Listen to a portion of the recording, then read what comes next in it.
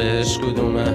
چرا هرچی که دادی بده؟ الله چرا اسم تو وسط پرچم قاتل آزادی زده؟ الله چرا دختر مردم مرد با دستا پدرش؟ الله چرا گنده مملکت حق ما رو پس داد پسرش؟ الله من یکم عرق خوردم الله امشب و العف الله ساقی چرا گوشیش خاموشه؟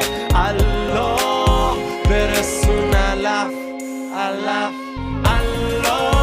من یکم عرق خوردم الله امشب و العف الله ساقی چرا گوشیش خاموشه؟